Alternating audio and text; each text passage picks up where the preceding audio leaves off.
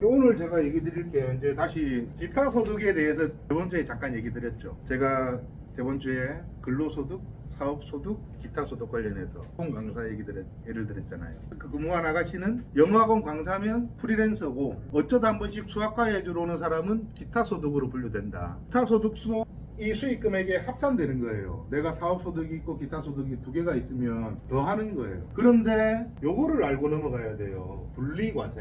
이게 세금이 용어가 자꾸 이런 게 어려운 게 튀어나와서 좀 헷갈리긴 한데 원리는 간단해요. 왜 분리과세라는 말을 쓰냐면 가령 나의 기타 소득 금액이 750만 원 발생했어요. 제 같은 사람이 기타 소득 적용을 많이 받아요. 저는 이 평생학습관에 고용돼 있는 사람은 아니잖아요. 저는 오지도 않을 것 같고, 그러니까 기타 소득이 당연한 거예요. 저는 어떻게 보면. 근데 강의비를 예를 들어 750만 원을 받은 거예요. 그러면 저는 소득세 신고를 할 때요, 나라에서 60% 경비를 그냥 인정해줘요. 증빙 없이. 이 경비를 인정받기 위해서는 제가 그때 지금 소명령자도 가지고 있고 장부에 작성해야 된다 그랬죠. 그런 거 안 해도 60% 정도는 인정해줄게. 추계신고 개념이죠.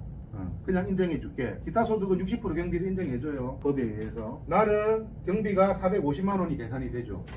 60% 인정해주니까 450만 원이죠. 그러면 수익 금액이 752였고 빼기 450. 그러면 수익 금액 마이너스 비용인기는 소득 금액이죠. 소득 금액이 300만 원이 됐죠. 300만 원이면 기타 소득 금액이 정리를 합니다. 조금 이게 복잡할 수 있는 것 같은데, 기타 소득 금액이 300만 원이 오버되면, 계산한 소득 금액이에요. 오버되면 합산해야 돼. 기존에는 다른 소득과 기타 소득을 합산해서 종합소득세 신고를 해야 되는데, 천만다행으로 딱 걸렸어. 그러면 합산 안 해도 돼. 원칙은 합산해야 되는데, 기타 소득 금액은 종합소득에 합산해야 되는데, 기타 소득 금액이 300만 원이 넘어가지 않으면 합산 안 해도 된다. 이런 걸 분리과세라고 하는 거예요. 그러면 기타 소득이 원천 징수 세율이 20%거든요. 그럼 지방소득세가 12%야. 10% 맞죠? 아까 기억.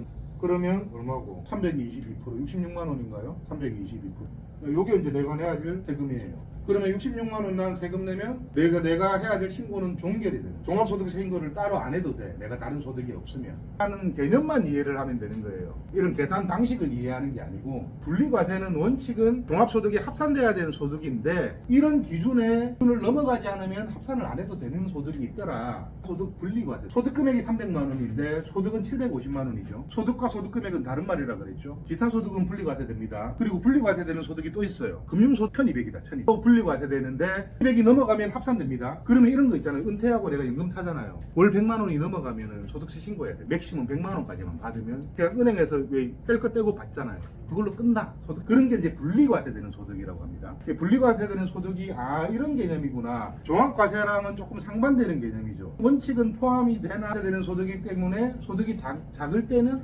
합산이 안 될 때도 있더라. 그리고 과표에 일락말락 하면, 예를 들어 연금 같은 경우도 100만 원만 타면은 끝날 걸. 예를 들어 소득이 많으면 세율이 높아져요. 누진세.